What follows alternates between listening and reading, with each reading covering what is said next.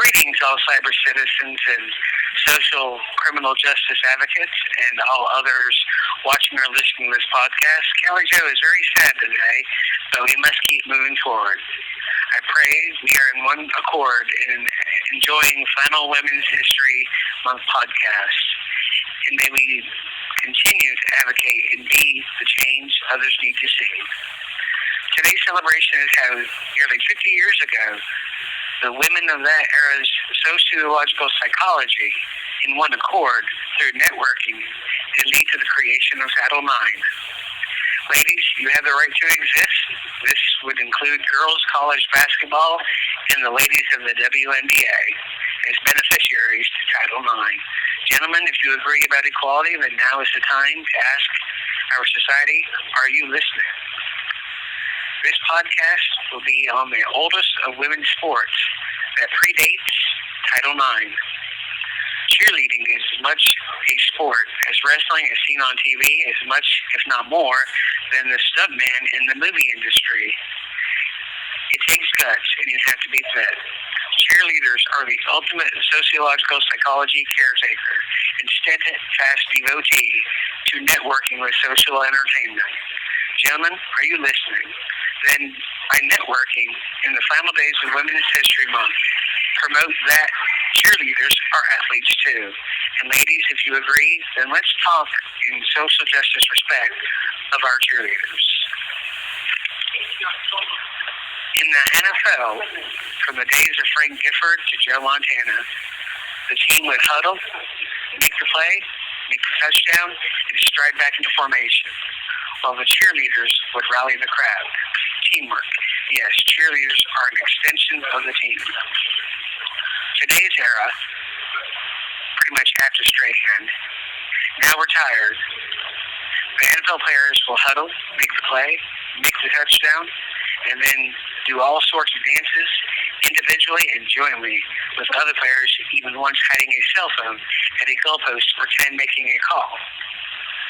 Anyone remember Let's Make a Deal? No whammy, stop. And the computer-generated devil pulls silly routines going across the TV screen? That's today's football, in part. Networking goal for the day is about how the players are stepping into the contractual territory of the underpaid, objectified, and often morally abused cheerleaders. Essentially, stepping on the toes of the cheerleaders' attempt at networking with the crowd. Let's have a discussion on this matter. By networking, our cyber citizens should send a link to other influencers inquiring, are you listening? Is this a problem or is this acceptable? As a father of a daughter, I can say I've recently, as an incarcerated father, experienced what her life is like and the difficulties that she feels. And I have to say, as a father, it's just not acceptable to know that, one, most people do not think cheerleaders are athletes. Two, that it's okay to objectify women when they're just trying to have a career.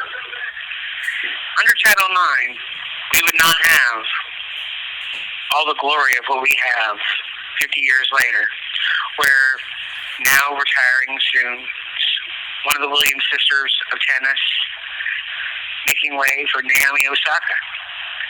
You have the WNBA, where Sue Bird's now retiring and making way for Ionescu. You now have a lot of opportunities out there that women did not have over 50 years ago. So I think now is the time for us to come together and figure out, let's solve the problem that needs solving, but if something is not a problem, we can acknowledge it. So in my discussion of cheerleaders today, I would encourage you to take your moment to decide what is worth talking about, and if it's worth talking about, sending the link forward. There's plenty of women out there who would have a discussion on cheerleading, because you often hear about that. Now, in this era, we have to decide if equality is real. I would have to say that a lot of laws have been passed through our Constitution and everything else, granting women the right to vote, granting black women the right to exist at the same rate and rights as a white male. But the question is, are we embracing our constitutional rights, and are we embracing them as equal citizens? So from there, I say we should go forward and have these discussions. For this, though being the last Women's History Month, which I have enjoyed, in its last podcast, and we begin next month again on our social justice networking, I will say, may God bless you.